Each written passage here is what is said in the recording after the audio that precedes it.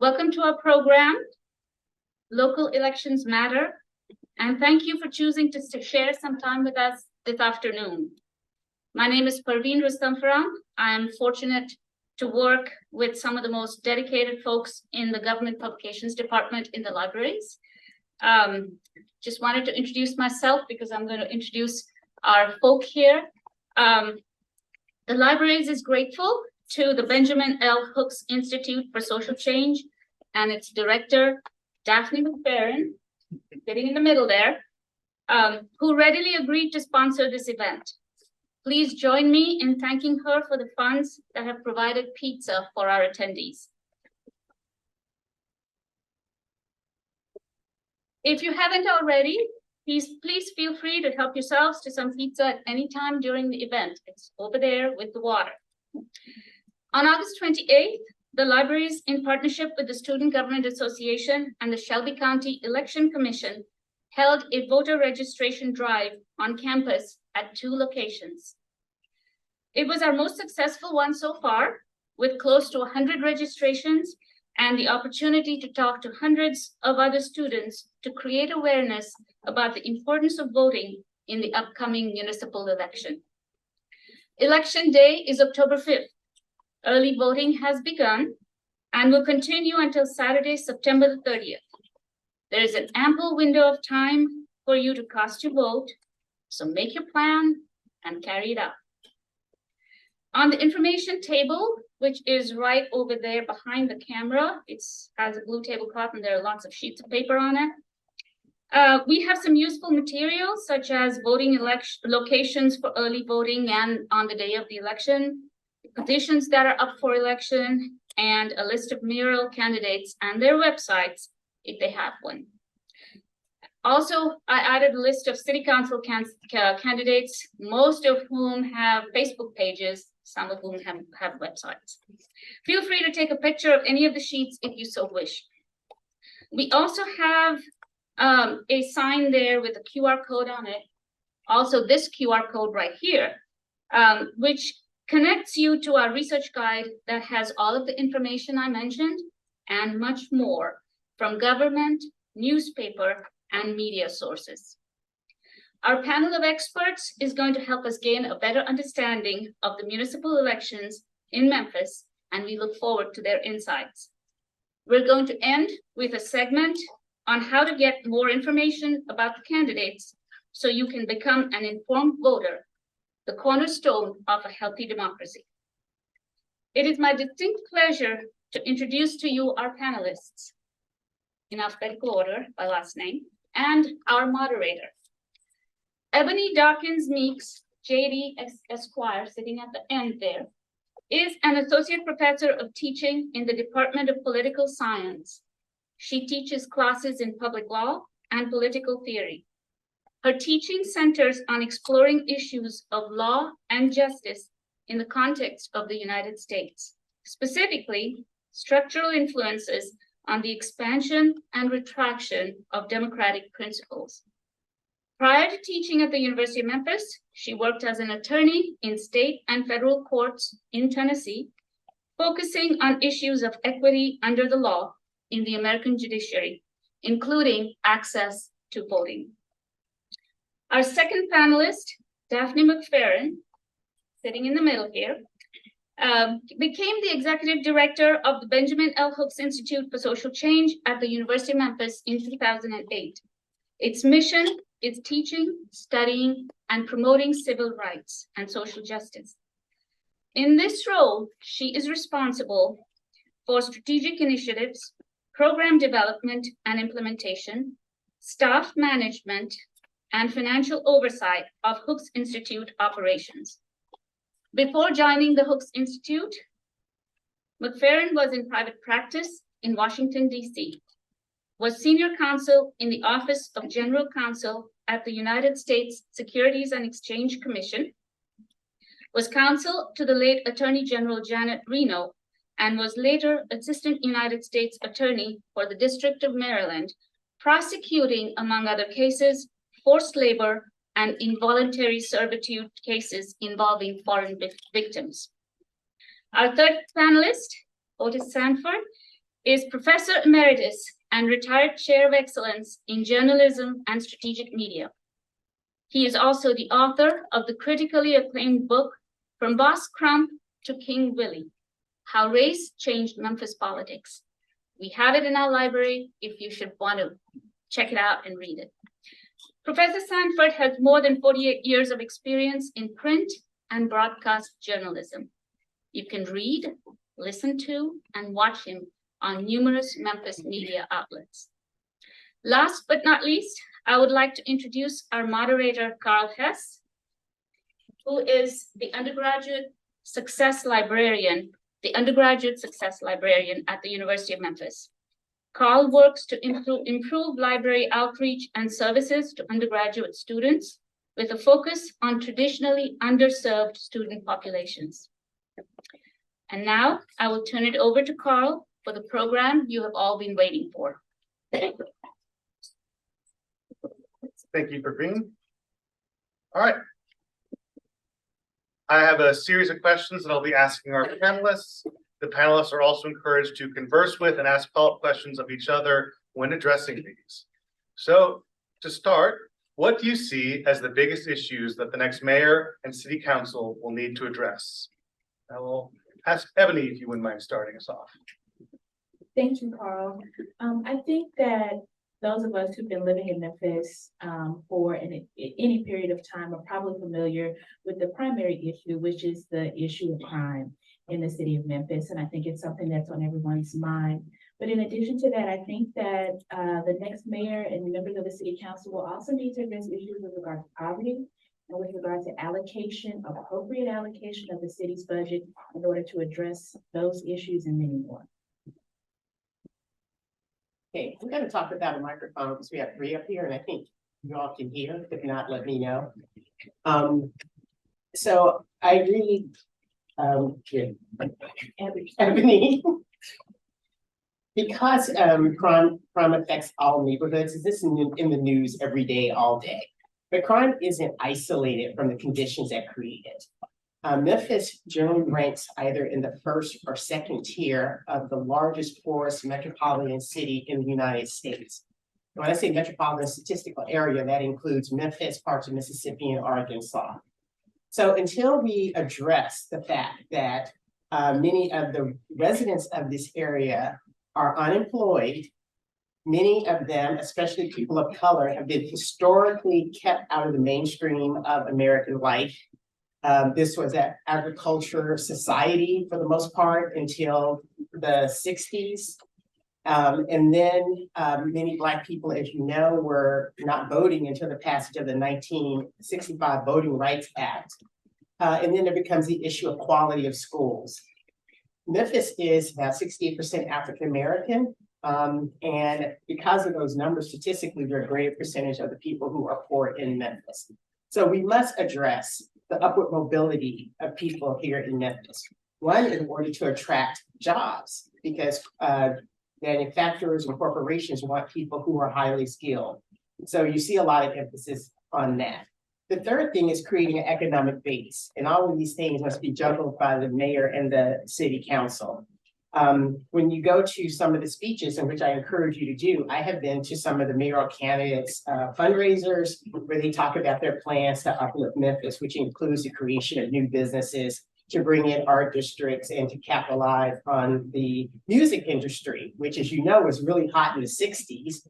But when you talk about Memphis now, when we talk about music, it's always about the 60s. When we're talking about music today, it's now Nashville. So how do we recapture the some of the things that make Memphis unique, not only to the nation, but to the world? Thank you. I agree with both Ebony and Daphne about the #1 issue, and that is crime. Every candidate, every serious candidate is talking about it.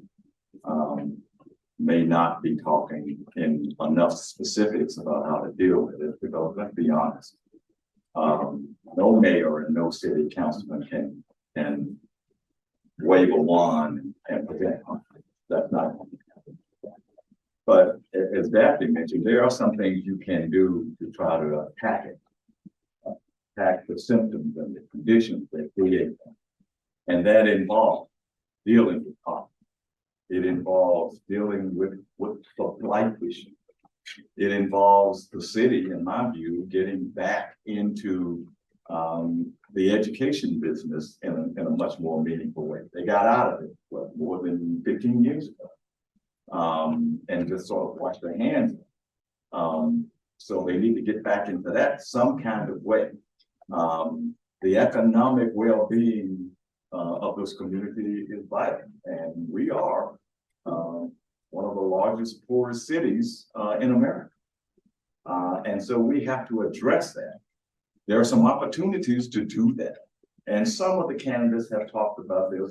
I've sort of moderated 2 debates on in the mayor's campaign this year. And some of them have talked about the impact that Blue Oval City will have on Memphis. And it will. If we are smart enough, if we are prepared enough, if we mobilize enough to take advantage of it.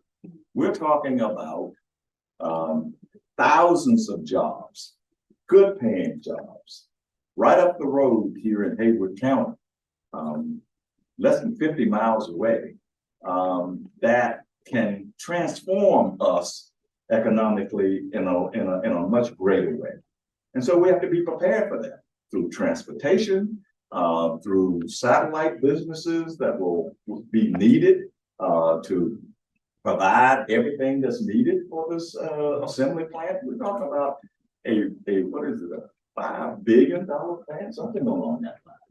And so we're talking about thousands of jobs.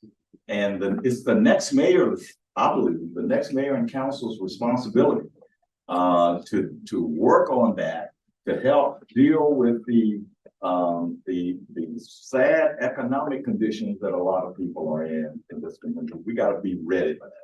And that includes education, job training, transportation, and all the other things to deal with. Those are the critical issues here. Thank you. So you all mentioned crime is a major issue, and interrelated with that, the issues of the economy and poverty in Memphis. So I'd like to ask about each in turn, what powers do the mayor and the city council actually have to address these issues, as versus what people think they might have in terms of the magic wand? Otis, would you like to start first? When we go that way. Okay, all right. The mayor has the power to affect the city government and to direct monies to programs that help deal with the issues that we just talked about: crime, blight, and poverty. There are ways to deal with that and get buy-in from the city council to put more money into job training programs, to community programs that help our youth. There are things there that the mayor can do. The mayor and the city council, but mostly the mayor, needs to forge a better relationship with the state legislature. Not that we have yes, we do. We have a bad relationship. That's not Jim Strickland's fault, the current mayor. It's just the conditions that are there. There's this animosity that sometimes bubble not just to the surface, but overflow between the legislature and the city of Memphis and the county of Shelby. But a good, strong leader will have to deal with that because we need the state's help, because the state gets a lot of our tax dollars. And so those are the things that I think the mayor especially has the power to affect it in that. Excuse me. So one of the things that I encourage you all to do, I mean, the internet is let me say the obvious, is a wonderful thing. So if you go to Ballotpedia, I think it's important to recognize that the city council is really the legislative body. That's what I would call them. And that's what's being voted on this election, not only the mayor, but the city council. And there are 9 districts in the city. 2 are super districts, meaning that 2 council people are elected from that district. So I'm in District 6, which is downtown, but I additionally get to vote for the super district, two people out of super district 8. And before I go on, I want each of you, and then you think Amy Ruggerborough, who's in the back, you can do this while we're talking because you're gonna do it anyway. But there's an app called Go Vote Tennessee. And you go to the App Store and get it. You can put your name in if you're a registered voter, and it will pull up your district, who the candidates are on the ballot. So a lot of people are running. So I wanted to see who are the people running in my district. When I go to the poll, can I pre-select? I mean, obviously it's not the ballot, but can I look and see who I want to vote for? And you can actually click in the app. So when you go into the polling place, X person you want to vote for is click, so you can go quickly through the ballot. Also, to my great surprise, when I looked at Super District 8, I was like, who are these people? There's so many of them. And so one of the things that I did is I went to their website and I looked, and then some of them I knew, some of them I didn't, but it also gave me an opportunity to call people I trust and go, well, what do you think of this person? And the response I got was, don't vote for X's, right? So they let me figure out who to vote for, but at least I got people whom I trust opinion about people I don't know. So the worst thing you can do, and I'm talking to the first time voters here, go to the poll and see a bunch of names and you have no idea who these people are. So I encourage you to use the app because one, it will select those people that you have to decide in your district, and you're not looking at a whole slate of candidates because there are a lot of them. So back to the issue in Memphis, the city council is a legislative body, but the other thing is to understand some of the issues that confront the legislative body. Out of each tax dollar the city of Memphis collects, this is audience participation. What percentage of that do you think goes for police and fire department? I want the students to answer. I want you to guess if you don't know. Okay, I'm not having any cooperation. All right. Maybe we could do a raise of hands, put some percentages out there, see what you think. Okay, 30% goes, what? Okay, when I say police and fire department intentions, out of every dollar collected, is it 30%, 40%, 40%, 50%, 50%, 60%, 60%. It is 60% and upward of every dollar collected goes to police and fire department. So that leaves 40 cents for everything else in Memphis. And if I understand it correctly, the city of Memphis does not contribute financially to the educational system in Memphis. Am I correct? That's fine. Does not. They got out of that in 2008. So no money from the city of Memphis goes to education. When we talk about municipal parks, when we talk about roads, when we talk about art, when we talk about community centers for our children to go after school to have a place to get off the streets, that 40% 40 cents has to cover all of it. So we have to address budget issues and we have to understand what the city council faces.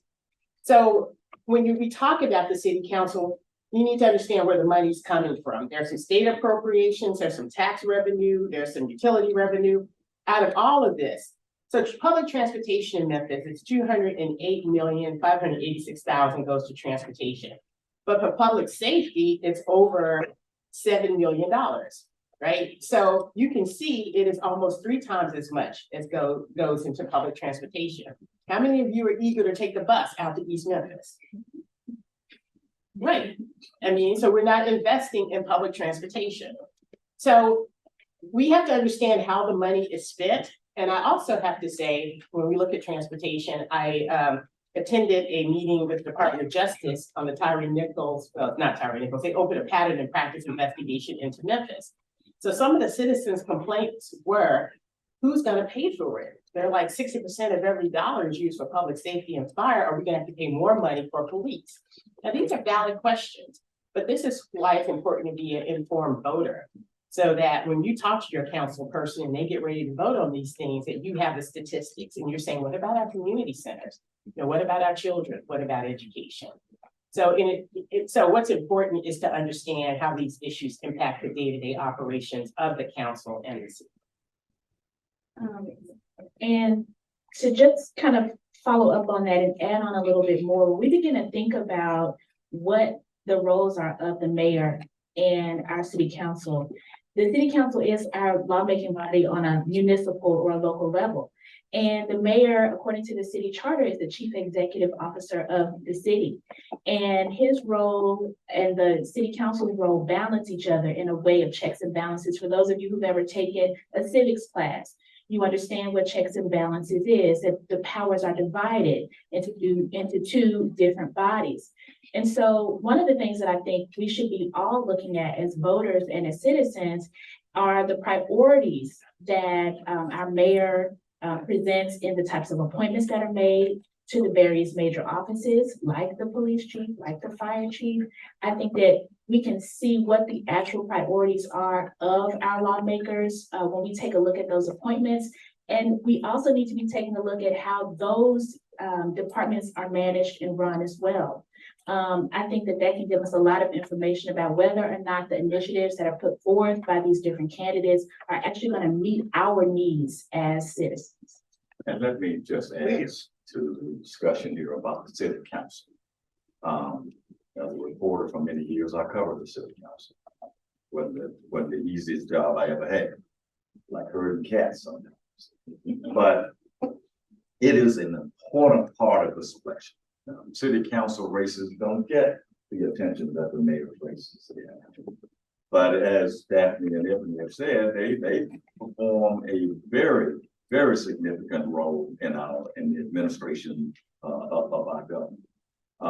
And I'm sure I'm not going to ask you. I mean, do we even know who our city council member is? I'm not going to ask that question. But as Daphne said, it's divided up into single member districts, 1 through 7.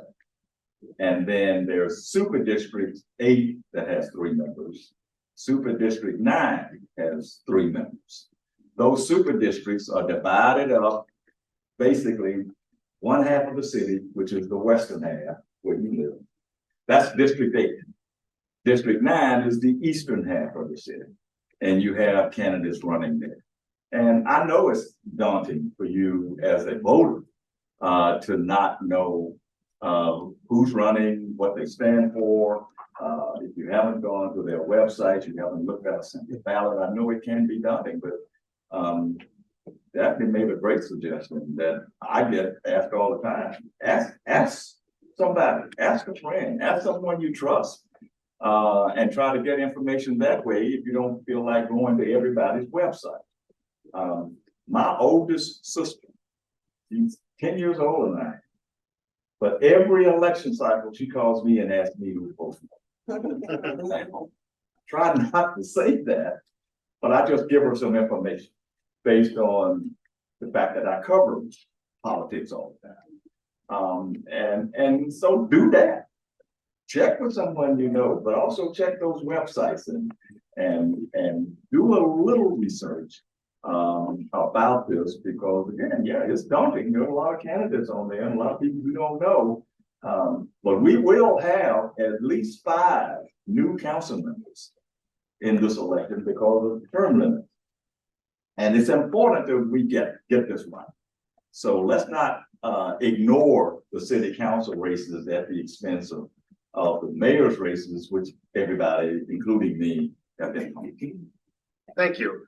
I'd actually like to ask a follow-up question based on that, because you all mentioned how important the city council is in our, system with the checks and balances, and that there are so many candidates people have to learn for the city council, and yet it seems to receive so much less attention in the coverage of this than the mayor's race. Why does the mayoral race get so much more attention than the city council?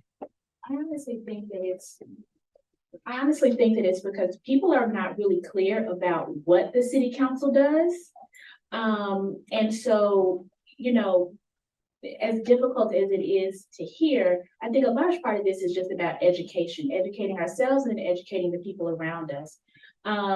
You can go to the Memphis City Charter right now. It's online, available, free, open for everybody to take a look at. When we begin to think about what is the functionality of lawmaking, rulemaking in a place, the city council is constantly making laws about how the city functions. They are approving budgets with relationship to how monies that come from the state and the federal government are spent. And the bulk of kind of the ways in which we experience Memphis are happening in the city council. And so, yes, there are a lot of people that are on the ballot and it can seem daunting, but I think one of the important things that Daphne mentioned is, you know, when you go to Go Vote TN, that app, you're able to find the districts that are for you and where you are. So that cuts down on all the information that you need to know. Now you only need to know the people that are running in your district. And, you know, one of the things that I always say is that you are an expert on what your life is like. You're an expert on what it's like to drive from your house to the university. You're an expert on what it's like to have to stop and get gas late at night. And you know that there needs to be a light up there, that there's not one. You're an expert on what it's like to go to the grocery store and, you know, you're concerned that somebody might break into your car and steal it. And so those are all of the different kinds of things that the city council can address through its budget initiatives and through various rules and laws that are approved in the city. And when you look specifically at the people that are running in your district, you can be on the lookout for how they are talking about issues that actually matter to you in your everyday life. So that's really what I think it's about, is recognizing exactly what it is that the city council is responsible for. No, I don't have anything to add except to say, you know, rely on friends and family. I love my friends, but there's a limit. You know, and I go to the websites, you know, and see myself if I can discern something. You know, I found one candidate's page. I was like, you know, I saw some, you know, I followed up, and I was like, I don't know about this person. So, you know, do as much as you can, and you know that's why I highly recommend the app. You're not looking at 25 names; you're only looking at the names that are applicable to your district. So, you know, I think a lot of it is understanding civic responsibility. I also would encourage the students who are here to ask your friends, are they registered to vote? Now, it's too late to vote in this election, but there will be other elections, and this is a world that you are inheriting. Otis and I are, you know, hoping we get a lot more. But for the next 50 to 60 years, you know, you will be the leaders of this society. And you need to start voting in the local election. Now we're here talking about Memphis, but you also have the state and federal elections. And, you know, these are my personal views. There have been tons of books that have been banned that it's shocking. The book bans that are going on in the country. This is something that I think I've seen in Nazi Germany, but not in the US. We have become very uncivil. We have a logjam legislature at the federal level, and even to some extent at the state level, to the extent it represents all people. So the better you all are prepared to lead the future, the better the country will be. And I don't want to skip over voter registration. You also can go to the Secretary of State website, do everything from your phone, and essentially register to vote. You can register to vote if you're a US citizen. Make sure if you request an absentee ballot that you're doing so for yourself and not for another person. It is a felony in the state of Tennessee. If I wanted to request an absentee ballot for an elderly person in my family to go, if I called the clerk's office and said, send me the ballot, I committed a felony. Now, these are recent laws to depress voting. So the person, if you're going to request an absentee ballot, you know, say you live in Arkansas or another jurisdiction, do so yourself. I don't know the laws there, but you can go to the Secretary of State's website for any state and find this information. So I encourage all of you to be registered and vote, but especially those who are college students here. And also keep track of the elections, because this is to some extent practice where you don't understand what the process is, who's voting, and perhaps one of you will want to run for elected office one day. So, because I think there's a lot of talent at this university that I see, and it can come from right in this room. So I hope what you hear here will inspire you to learn more, but more importantly, as a citizen, to inspire you to exercise your civic responsibility, which people have fought and died for the right to vote. And very briefly, to Daphne's point, we have a high school senior who's running for city council this year in one of the districts. I don't know if he'll win, but at least he's out there trying to do some things. When you ask about why the city council races are not getting as much attention. A lot of it has to do with the resources and time that people have. You know, I'm part of the local media, and I'll be very honest, the local media is doing the best that they can. The Commercial Appeal and the Daily Memphian have both produced articles about the city council races, but you know, it's hard for enough people to get there.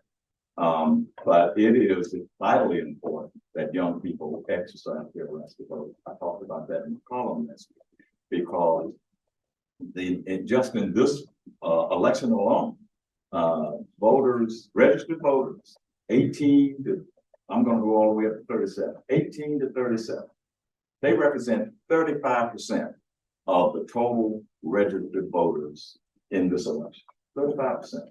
And if you go up to 47, it's over half. 51% of people registered to vote in this election, 18 to 47, are 51%. You have a lot of clout.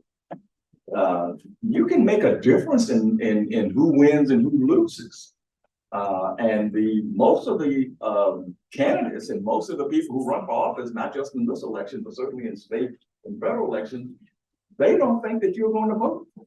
So they don't care sometimes if you go vote, because they think you're not going to vote for them. They don't want you to vote. To Daphne's point about things that are going on in the legislature. But I guarantee you, if the voter turnout among just 18 to 27 went up, double, and hopefully triple, people will start paying attention. Thank you very much. So you all mentioned crime is a major issue facing the city of Memphis and that the next mayor and city council will have to address. But Daphne also brought up the Department of Justice pattern of practice investigation into the Memphis Police Department. The fact that there's issues with the idea of police reform in the area. Often, this gets framed as an either or, that we either tackle crime or we work on reforming the police. So how will the next city council and mayor be able to address both crime and reform the Memphis Police Department to prevent abuses? They're really kind of two separate things. The Department of Justice has authority pursuant to Congress to look into pattern of practices of police departments to determine if they are complying with the Constitution, basically, and not violating people's civil rights. And those investigations are handled by the Civil Rights Division. They must be approved by the Attorney General of the United States to proceed. And in this case, the Department of Justice, which I would say prior to the last 8 years, has been seen historically as it is a nonpartisan entity, and it is a bureaucracy. These people are career prosecutors and career attorneys.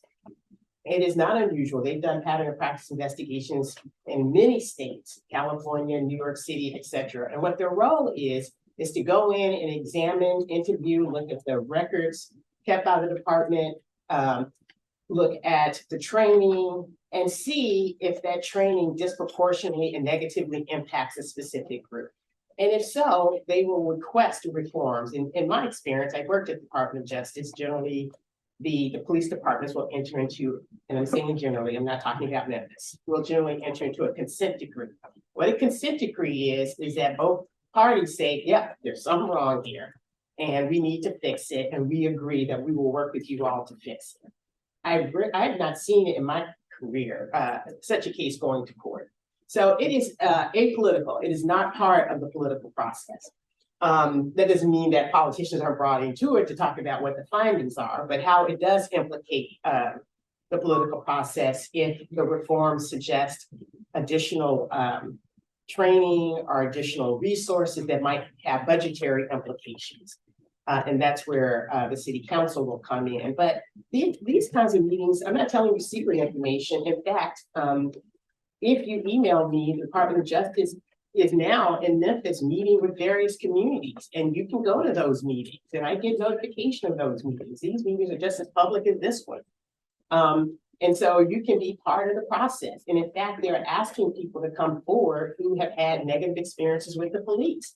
And the question is, the people that they probably need most access to are the people who are most skeptical of coming forward. So they're totally different processes. One is apolitical, nonpartisan, bureaucratic, looking at policies and practices, which is the Department of Justice. And then you have the city council and the mayor who have to respond, but nevertheless have a different role. You know, I would like to add that in addition to the responsibility that the city council and the mayor's office have to be responsive to DOJ investigations, I think as voters, we can also ask that our city council be proactive with respect to really addressing the co-occurring issues of crime and poverty that we see happening in the city of Memphis. The reality is that poverty is an entrenched issue in Memphis.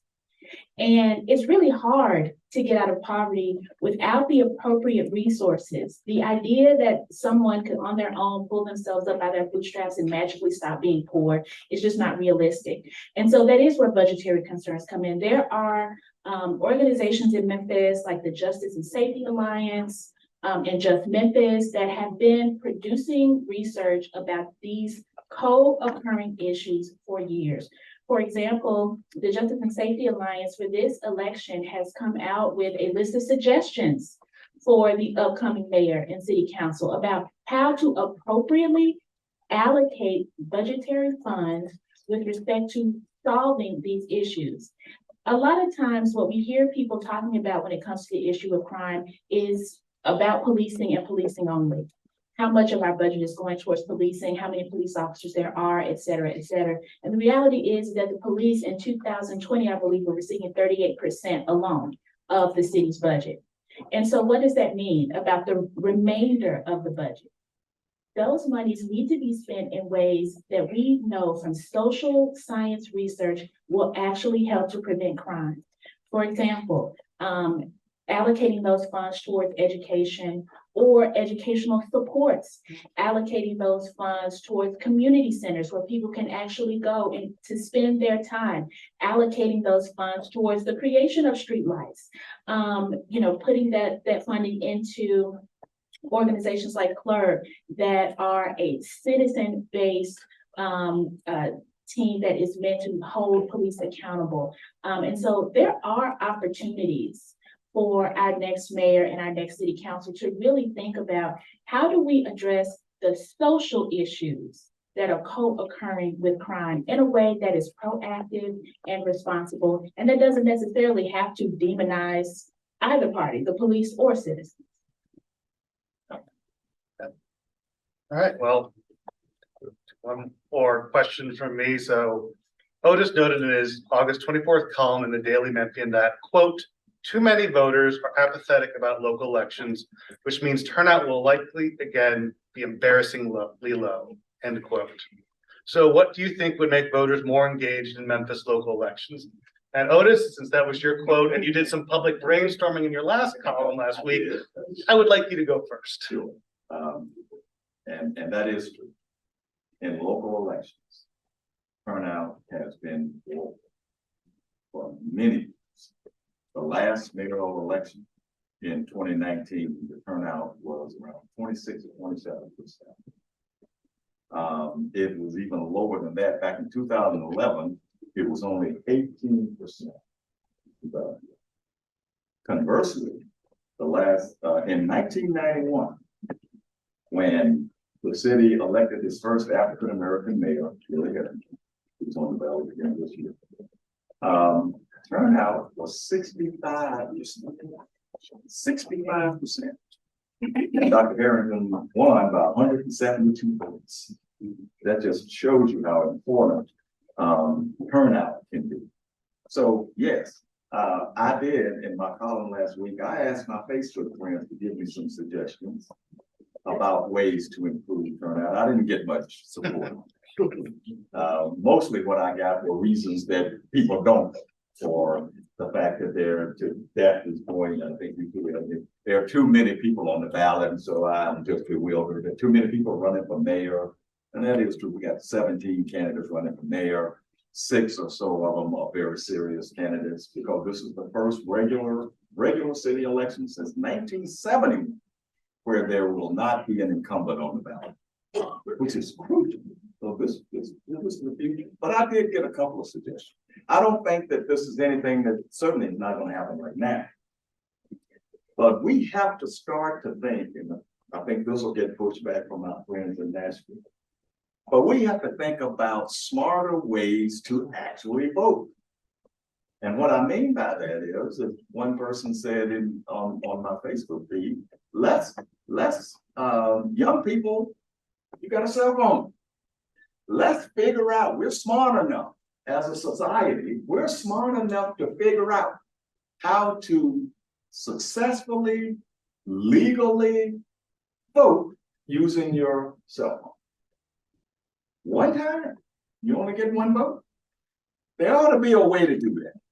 Now, that creates a lot of political pushback because we already, and you've seen this over the last 2 or 3 years where people are questioning the legality of voting and they are talking about rigged elections and election integrity and all of that. Well, a lot of that is just political mishmash in my mind. But there should be a way in 21st century America with everything that we do with a high-end technology focus, there ought to be a way to make voting easier.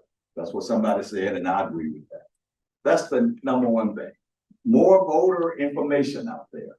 Daphne's already talked about ways that you can go and find information so you can be informed about the candidate. We need to make that more available. There needs to be incentives to vote.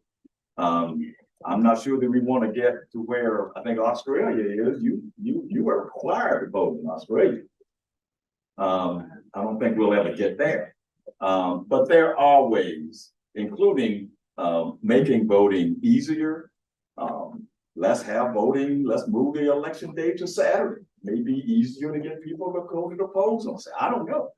But there are ways to make it easier. And I do thank my Facebook friends for giving me at least some help.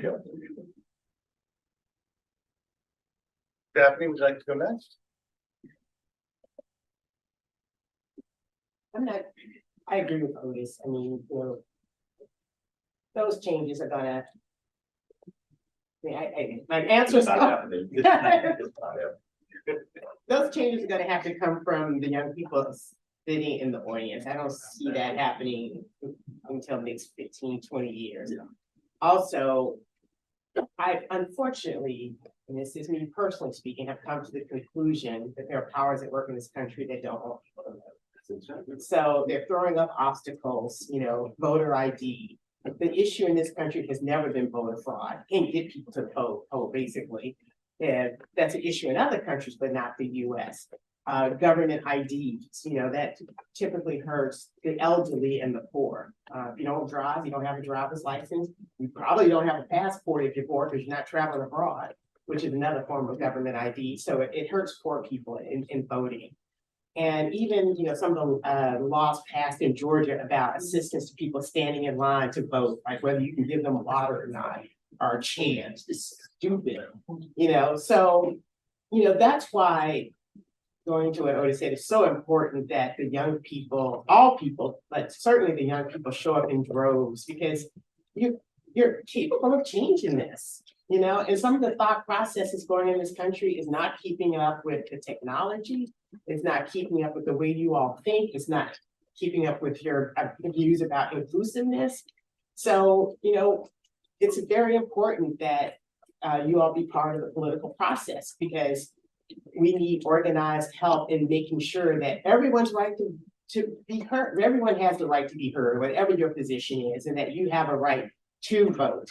And not be thrown obstacles to prevent you from exercising your right to be heard at the ballot box. So there are lots of issues to be resolved in the next century. This century, I'm sorry. I'd like to add to what Otis and Daphne said. First saying that the stark reality is that nobody else is coming to save you. Nobody else is going to make the change. And that's a thing that is going to require radical acceptance for every individual person. No one else is going to vote your interests except you. But I also think that those of us who are politically inclined have to be empathetic and acknowledge the reality that most people are apathetic about voting because they are experiencing a world where government is resistant to scrutiny, where government is resistant to the cries of people, whether it be about police brutality, government overreach, or blight in their neighborhoods, or crime that they're experiencing. And that has its own deleterious effect when it comes to people going to the polls. And so one of the things that I think has to happen before we get to these ideas about, you know, what are the opportunities for the future is what we can do now as individuals. If you're a person who's politically minded, I think it becomes incumbent upon you to get 1, 2, 3 other people who you know are registered to vote and take them to vote. Make sure that people vote, including yourself.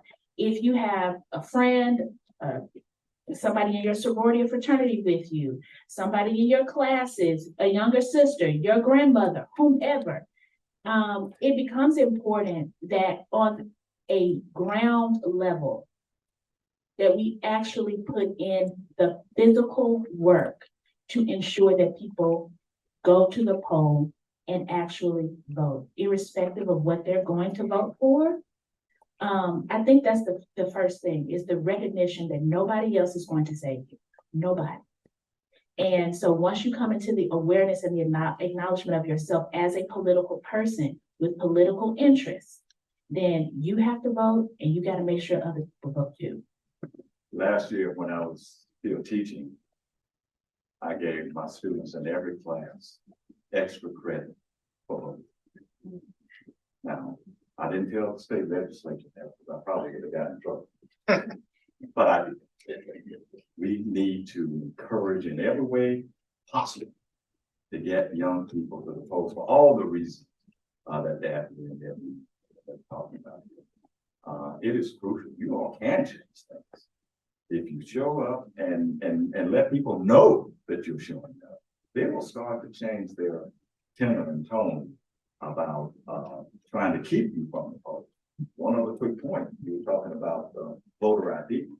There's still a law in Tennessee that a gun license is valid ID to vote. But a student ID from a university like U of M is not. That's still, and it's because our legislature deemed it so. And it's because our legislature is not interested in, for the most part, not interested in young people voting. And they're doing what they can to keep that from happening. That's my thing. So on that note, I'd like to, the Hooks Institute has in the back, I want to make sure you all get this before you leave. It's a stapled together, it's called a Nation of Participants. And it sets out how you're eligible to vote in Tennessee. I think Amy, when you prepare this, it talks about how to register and it talks about your Bill of Rights. So for example, you know, you need to be careful if you have a felony conviction, if your rights have not been restored, you cannot vote.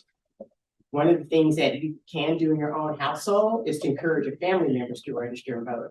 I volunteered in the Shelby County Registrar's Office maybe 3 years ago to help organize voter registration petitions. And what was so moving to me, one, I almost went, so these were hand filled out registrations from grassroots people. And there were, I must have been 10,000 sheets of paper in there. And so basically I was just trying to get them A through Z. But what was so moving to me was I could see entire families have been registered to vote, because I could look at the addresses and they would start be 5 people, 1 household, 1 name registered to vote. So when you go home tonight, or when you go home, talk to your family members, your brothers and sisters, your mother, your cousins, you know, cousins and them, and ask them if they are registered to vote. If they are not, if somebody got a cell phone, they can register online. There are some prohibitions, again, as I said, be very careful if someone has a felony conviction, their rights have not been restored. I would caution them to speak with an attorney before they register to vote. But that's going to be hopefully in many cases an anomaly.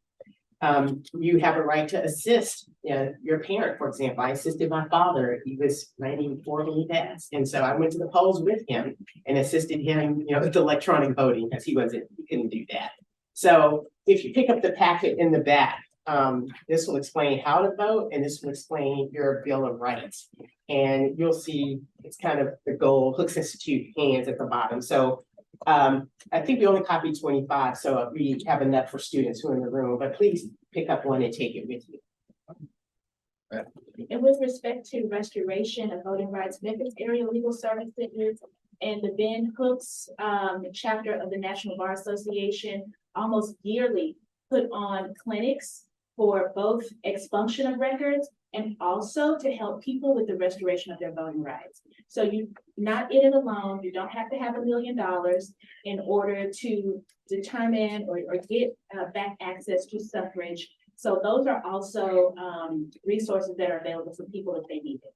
All right.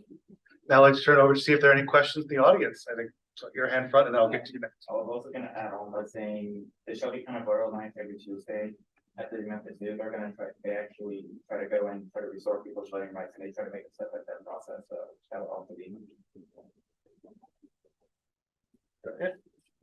Yeah, well, maybe I'll ask Professor Sanford for a little history lesson. We've got 17 candidates for mayor, no runoff, so that means the winner's going to get 10–15% of the vote. That's a big problem for a new mayor when 85% of people didn't vote for you. Why don't we have a runoff in Memphis? Don't you think that's a huge problem for mayor? Yes, and I'll be very brief with this history lesson. Thank you, Tom. My colleague over in the journalism department. In 1991, I mentioned that earlier, when Dr. Harrington was elected, a federal judge ruled that runoffs in the city of Memphis discriminated against African American voters. And at that time, the judge made a valid argument, made a valid ruling.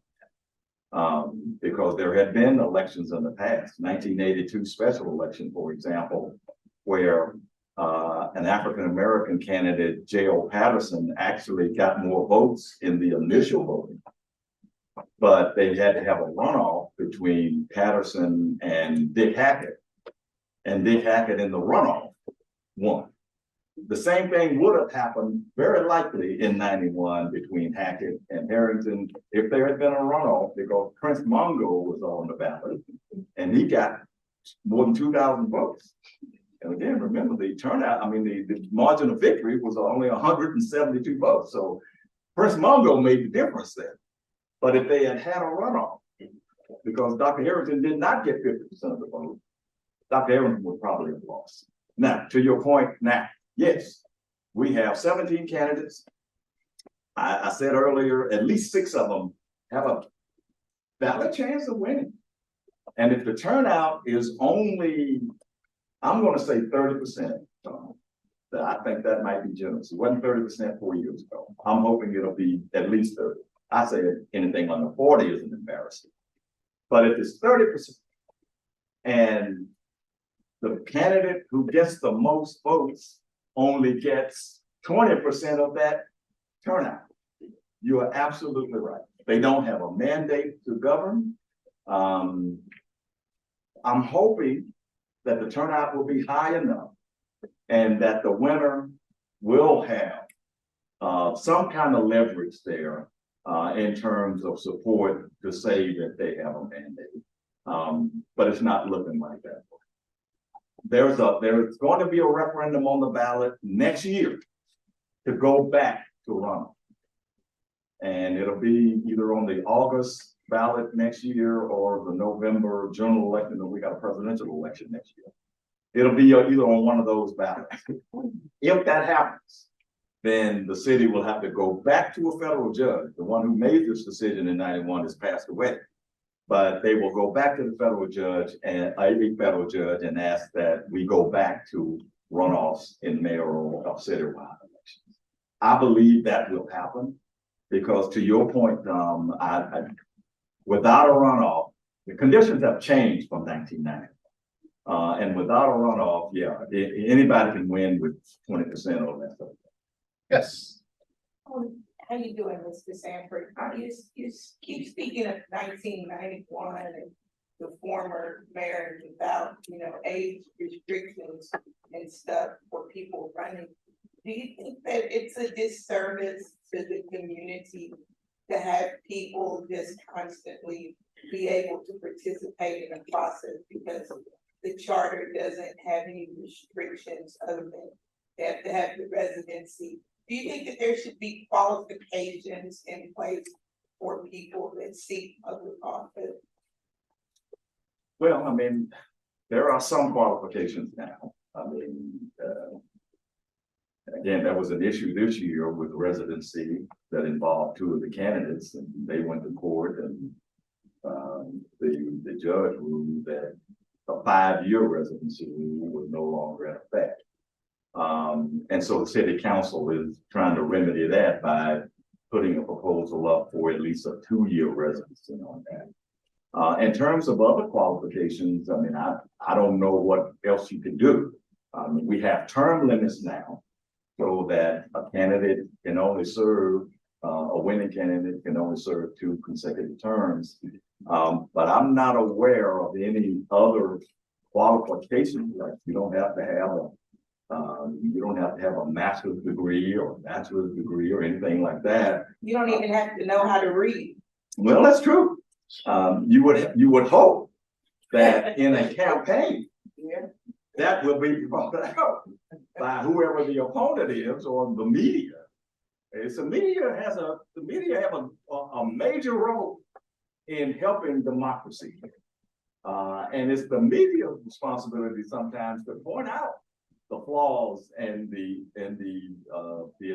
disadvantages and the qualifications or lack thereof of a candidate. But in terms of specific listed qualifications, those are pretty much it. And one thing that I would say in response to that question, because I do understand where you're coming from, that we want the people who are going to be elected into these very important positions to be people who have the capability of managing a city of 660,000 plus people with the types of complex issues that we face. But we do want to be cautious, I think, about potentially creating an exclusionary process that could easily be wielded in such a way to divert political power from already underserved communities in the city. Well, you exclude felons already just because they're felons, they're excluded. That's a state law, right? With regard to the voting process, that's a federal law with regard to the voting process. But I believe that if we get to a place where we say you must have a master's degree or a Juris Doctorate degree, you must have X amount of years of experience in business, we might find ourselves in a place in the future where we're losing out on talent or people with good ideas. The young people who are sitting in the room with us now have ideas about how they want their world to be organized. And so, I always say democracy cannot be an exclusionary process. So you think everybody should be able to participate? Personally, I do.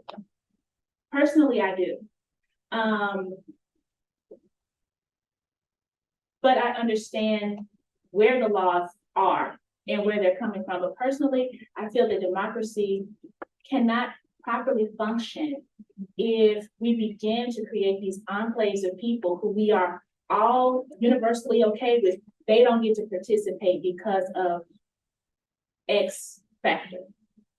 I agree with that. Yeah, I agree with that. I mean, we can argue about some of the very disheartening things that are happening in this country, and most of those people have undergraduate and advanced degrees, right? You know, and yeah, you can have a self-made millionaire who never went to college. In fact, most businesses were started by people who don't fit the traditional academic track. That's your, you know, there's a lot of literature out there about the making of millionaires, and they typically are not academic people, are the people who get the A+s. So the democratic process is also intended to weed out the non-performers. Whether or not it does it well is another story, but if someone isn't performing, technically the process is they will not be voted back into office a second time.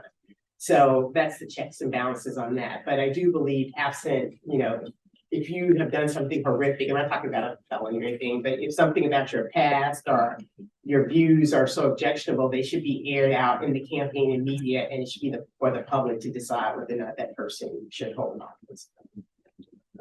So we have reached the end of our time together. Just have a reminder and an announcement before we leave. The reminder is, again, we have information on the back table there that you can have access to, including the pamphlet from the Hooks Institute and a QR code that will take you to our online collection of voting resources. That QR code is also on the screen up here if you'd like to use all of those. And we also have a reporter from ABC TV here today over. If you're a student who would like to stay to give their opinion, please come talk to him. Be happy to record you. But on that, I would like to thank our panelists, Otis Sanford, Daphene McFerren, and Ebony Dawkins, for their time and expertise. I would like to again thank the Hooks Institute for their support of this panel. I'd like to thank Michelle Dry, Anna Swearengin, Casey Parkman, and everyone else in the University Libraries who helped put together this event and make sure it actually happened. And I would like to thank you all for attending. I hope to see you all at future University Libraries events. Thank you.